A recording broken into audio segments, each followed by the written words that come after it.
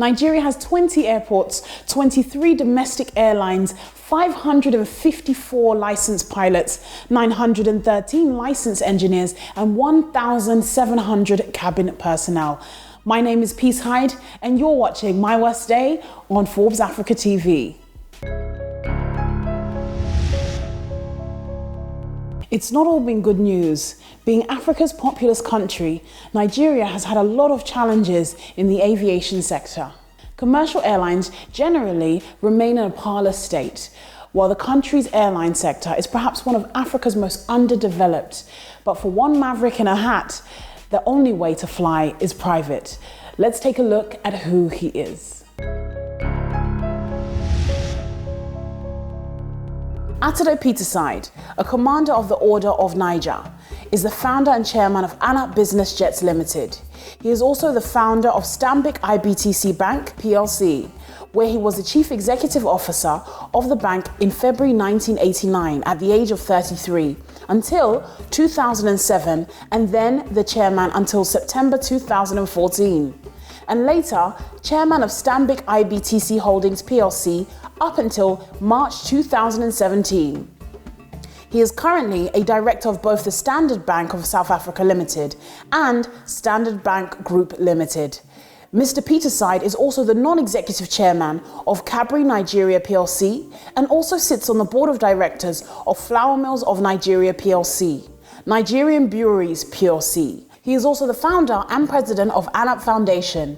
He was the chairman of the Committee on the Corporate Governance of Public Companies in Nigeria, which crafted the first code of best practices for public companies operating in Nigeria. The code was published in October 2003.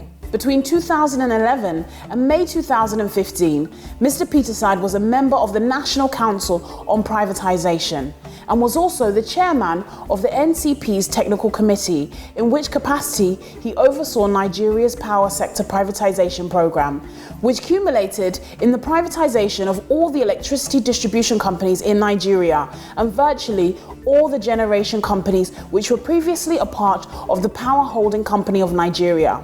In May 2007, Peterside was appointed as the alternate private sector vice chairman of the Nigerian Industrial Policy and Competitive Advisory Council. The council was inaugurated by the acting president of the Federal Republic of Nigeria on the 30th of May 2017.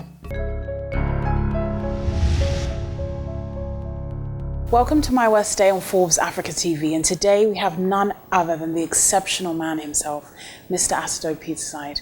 You're very welcome to My Worst Day. Thank you. Now, I want to start off by getting a very clear definition of you.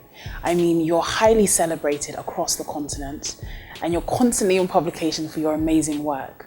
But I have to ask, who is Atedo Peterside? I think I'm plain and simple.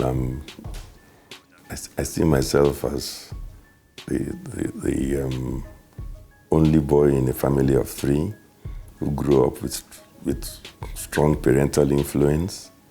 I left home at age 10, went to boarding school, and picked up my values from home, close family. You know, I studied economics in university up to master's degree level. But I was always motivated to be an entrepreneur. So that I took to banking as a career, but more with the intention of being a bank entrepreneur. And then and after that banking, I've also been involved in other activities. So fundamentally, I mean, people describe me and say I'm more of an entrepreneur who just happened to be in banking. And then, of course, I've always had an interest in things that would help to develop and improve my country, my people, Africa generally, and so on. So those are the areas I focused on. I work hard, play hard, and that's it. Now, success is something that is not new to you. From the age of 33, you were already this chief executive officer of IBTC Bank. So talk to me a bit about that journey. What was it like for you? I think it was a journey that I always took to be a marathon, because you start a bank on the first day. You hire staff. Even before the first day, you bring in investors on board, put in your own equity, apply for a banking license. On the first day, you get your license, you hire staff, you get office space, buy computers, furniture, the whole lot. And then you are doing business. On the day you start business, on that very first day, your market share is 0.00. So you're starting off from zero, and your intention is to progressively become relevant, progressively increase your market share. And many people forget that if you try and do it too quickly, the whole thing may crumble. You can only grow a bank, something like as delicate as a bank, as fast as you can get various units to be in sync. You cannot grow the front office faster than the back office. There'll be chaos. So you've got to be able to keep everything in sync and only move as fast as the weakest link in the chain can move. Otherwise, you will stumble and fall. So it was difficult for me at the beginning to explain to some of my colleagues who were all younger than me that there was a reason why we couldn't run so fast in some areas, because we had to wait for this department or the other department and make sure that there were no weak links. But having said that, the growth was rapid. It was tremendous in the first decade, and thereafter it was always smooth. We never really had a bad year. Really? Up until when IBTC merged with Stanbic. Yeah, it was 18 years of very good results. If I remember only 1 year where there was a reversal in profits, where profits were lower than the year before. Every other year was rapid growth. So those first 18 years were 18 years of growth, and then the merger with Stanbic. That's amazing. But then as a 33-year-old in the position of Chief Executive Officer, it's not a small feat. So how did you cope with that? Let me even explain. I probably have bad news for you. I don't think being the CEO at 33 is the big issue. It was really? Being the founder, being the largest shareholder, being an entrepreneur, that is being the pillar carrying the bank. That was where the weight came from. Because if you were a CEO and you were just an employee asked to look after a bank, and you could fall back on owners, shareholders, directors and all. But this was the case of being at the very forefront. So you mobilized, you put together shareholders, you appointed people directors, you chose management, you chose staff. So you were doing everything. But that's what every founder does in most businesses. You start from zero. And you were ready, you were confident at that age? I was confident, partly because I had worked for 10 years all my life. Prior to that, I worked in a bank. So I had 10 years banking experience. That was what qualified me to begin IBTC, because the minimum requirement was 10 years of experience in banking before Central Bank could accept you as a CEO. So as soon as I had my 10 years in my pocket, I wanted to begin IBTC. Right. That's why some people ask me why I didn't start it earlier. I couldn't, because I didn't have 10 years. Right, okay, so it was like a prerequisite. Yes. So in terms of, I know you used the really good analogy that, carrying out this process was like a marathon. You took your time step by step. But in terms of when you started, did you ever envision it becoming as big as it has become? Because it's a huge Pan-African bank now. Yes, but you've got to remember that we did a merger 10 years ago with Stanbic. That was deliberate. We were willing to continue IBTC in its original form for as long as possible. Okay. We didn't do a merger because we had any problems. It was a decision after 18 years that we thought we'd come across the right type of banker, right type of partner that you could partner with that would take the bank to the next level. Right. Also, I'll be honest, as a founder, I was concerned about the careers of all those people who had given their lives to IBTC. My priority was putting them into an arrangement and an institution that could go on forever, and they would have safe and secure jobs. So I wasn't just interested in, let's say, selling IBTC to somebody who would go in there and sack all of them or turn the place upside down, somebody who didn't appreciate or didn't need them. So it was also making sure that, and I've heard a few other entrepreneurs say that sometimes the burden on the founder of a company, when people have been with you for 5, 10, 15 years, 20 years, is that you feel that you are responsible for making sure that they all have a good ending. Yeah. They all have good careers, so that you feel good and fulfilled if you know that the arrangements you put in place are arrangements which enable them to excel and to go on to greater heights. And that was what happened in the case of IBTC and the merger to create Stanbic IBTC. Shola David Bora, for instance, who was my deputy in Stanbic IBTC. Actually, she was my deputy from IBTC. And then later, in Stanbic IBTC, I left. I was the CEO after me, and she became CEO. Today, she's the head of Africa regions for the parent bank, Standard Bank of, all over Africa. Yeah. She oversees the Africa regions. So that's an example of how it wasn't just a case of people who had worked with me through or benefiting from arrangements that you put in place that should enable them to thrive. They even went beyond. Even when I go to Johannesburg, I see so many staff who are in the IBTC originally, they come and greet me. Either they're on secondment or they were transferred. They're working in various departments. So you feel that you put them in a place where they were relevant and they could thrive. Yes. And you owe them that. I'm thankful to God that it ended up that way. The Stanbic IBTC platform really has given a lot of women the chance to move forward. I noticed Shola last year won the All African Business Leaders Award with CNBC, which is a very big Actually, I'll tell you something that you may not know. When the old IBTC, going back when the bank was 15 years old, it was one of the only institutions that I knew, a bank, that the management team, if you have saw an annual report, the management team, there were more women than men. Oh, really? Was that a strategic decision? Or? No, it was simply a case of pursuing merit. I'm not saying that women are better than men. I'm just making a case. You can say that, that's fine. Yes, I'm just pointing out that what happened is that you hired the best people you could come across. Right. If you did not discriminate, which I never did, you hired the best woman you found, the best man you found, and you always took the best person, man or woman. Eventually, you're going to find that in a society that is male-dominated, because many other institutions, your competitors discriminate, the best women will come to you. Because in some other places, they won't even get a look in. So naturally, you're going to find that each time you're trying to hire people, yes, you have many men, and you have also all the best women that many other places didn't give a chance. Then also, human beings are not stupid. They soon get to know about a place that does not discriminate. So if parents tell their daughter, you're smart, you're bright, apply to IBTC, you have a chance there. So we finished up also the second, or should I say the third reason why we finished up with more women in management than men was that we probably hired a few more men than women across the board. The women stayed longer. So if you hired a man and a woman, the probability was that the woman would stay longer in the bank than the man. Many of the men, as soon as they got some training, they got some promotion, they jumped out.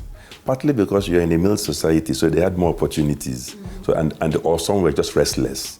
They were always looking for another employer, a better deal. The women, I'm praising them. The women, my experience in Nigeria in particular is that if you offer them a good deal, a stable place, consistency, good reward for what they do, they will stay.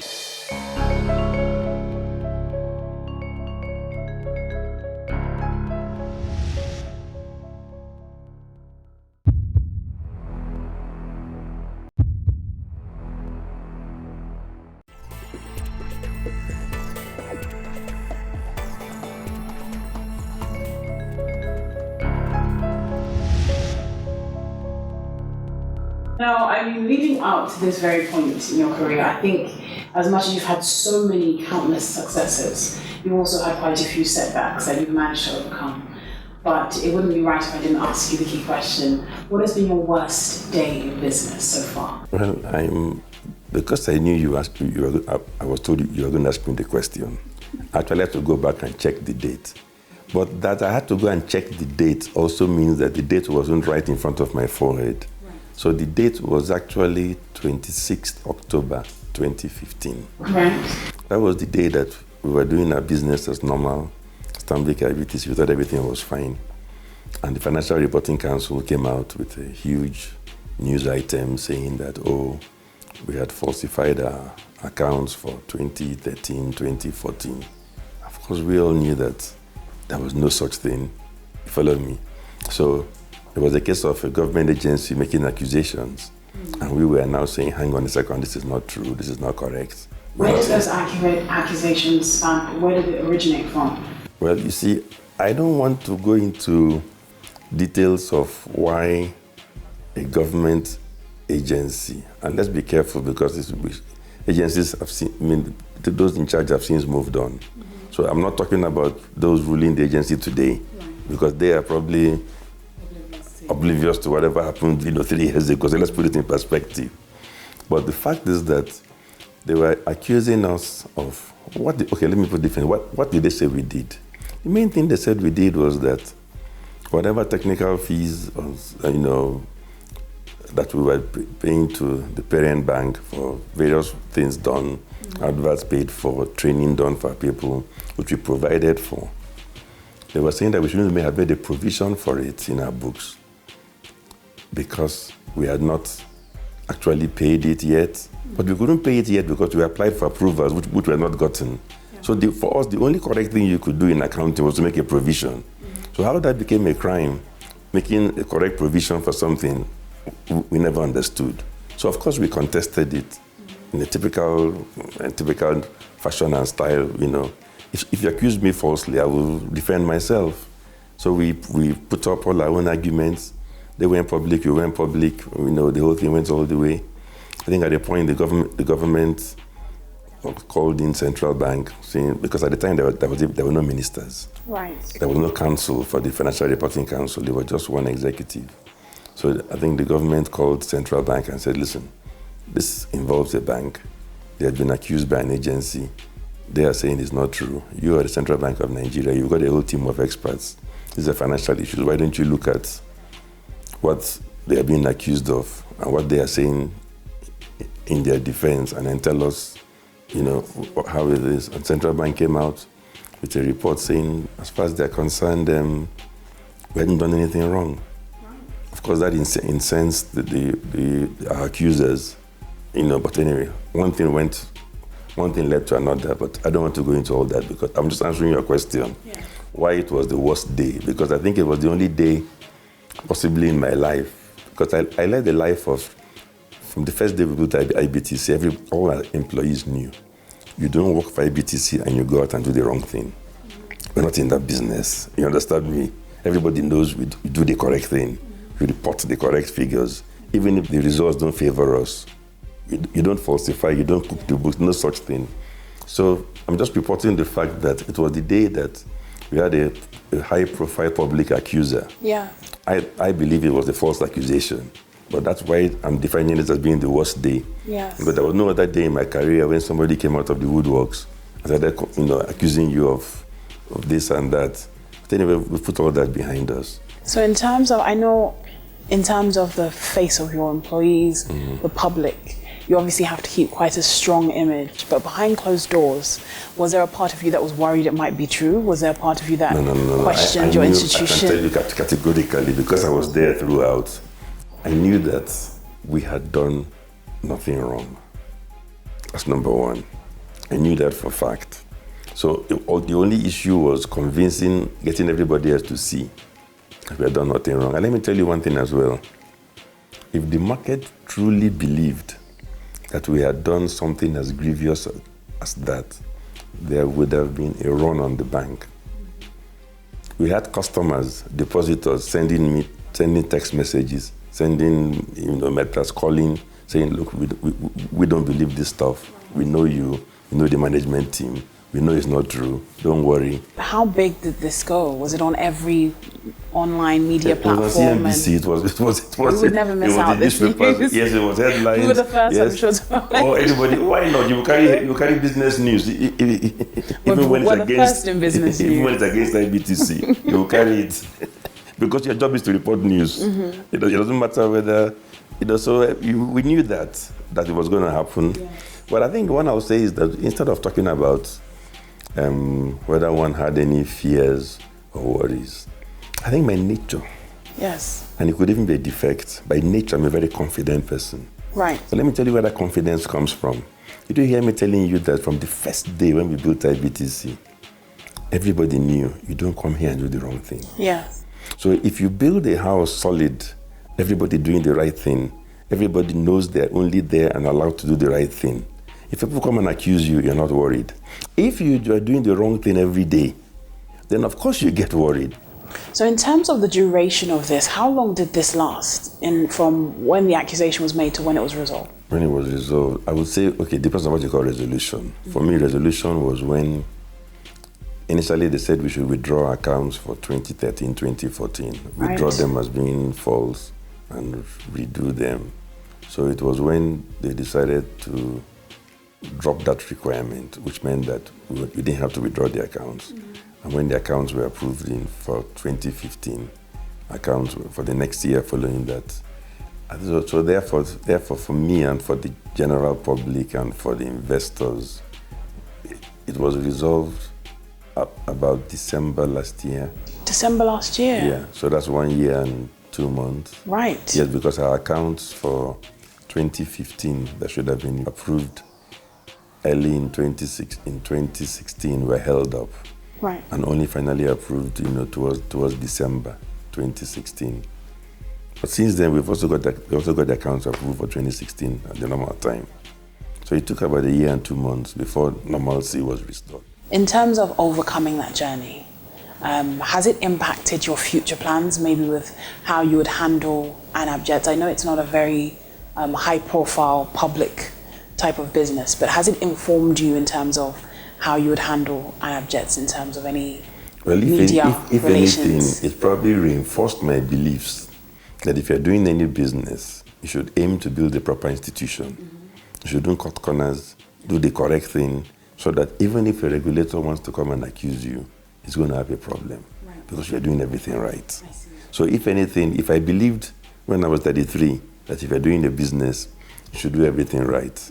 The fact that subsequently people come and accuse you of things here and there, it further reinforces the fact that what if they'd accused you and you're doing something seriously wrong? Yeah.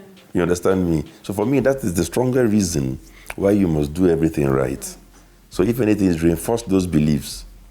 Right, and in terms of a lot of young people, obviously they admire you, they look up to you.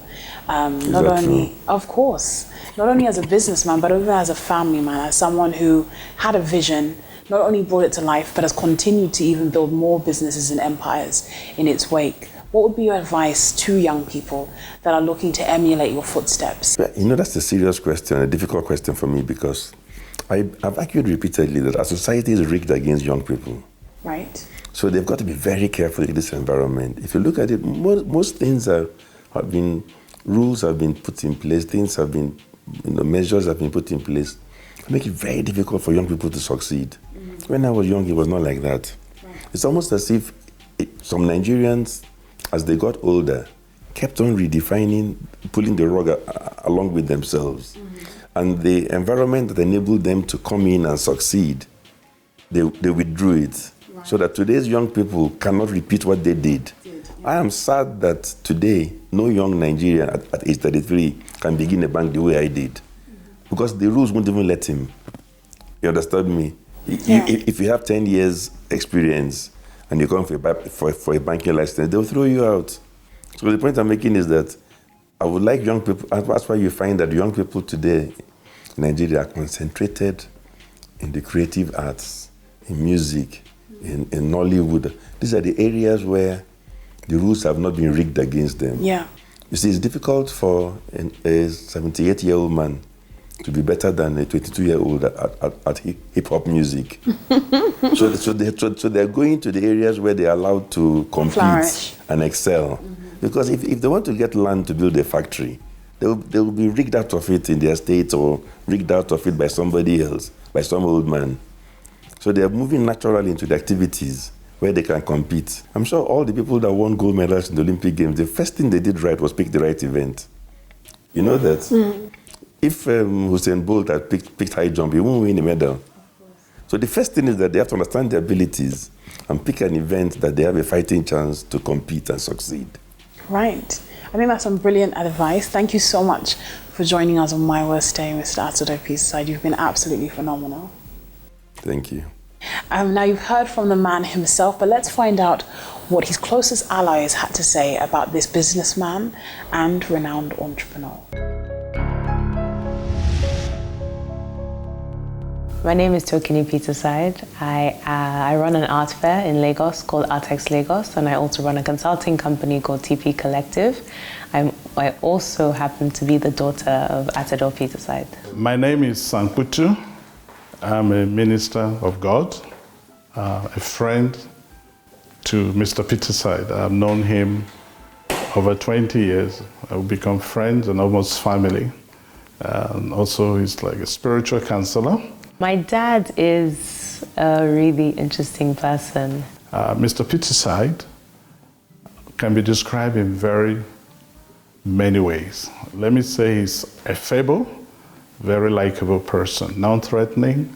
I think a lot of people would not expect him to be as loving as he is, as kind as he is, and as caring as he is as well. Over the years, I've known him to be very proficient. Whatever he does very well. He's a stickler for excellence. I remember when I moved back to Nigeria, and as all young people do, tried to dodge my NYSC. He wasn't having it. You can't find him not thinking of what next. But he's a family man as well. I find him to be very present at home. I saw him work very hard, but I also saw him always try to make time for family. You could think a jet-setting businessman would be an absentee father, but you find him present. But above all that, he's a very godly man. How do you know a godly man? Loving, kind, humble, and he realizes that whatever he is a gift of God. That's why he doesn't boast about it. It is said that failure can be bought on easy terms, but success, well, that is something you have to pay for in advance. For those willing to pay the price for success, the road is not for the faint-hearted. And one thing you need is resilience to overcome your worst day. So, do you have what it takes?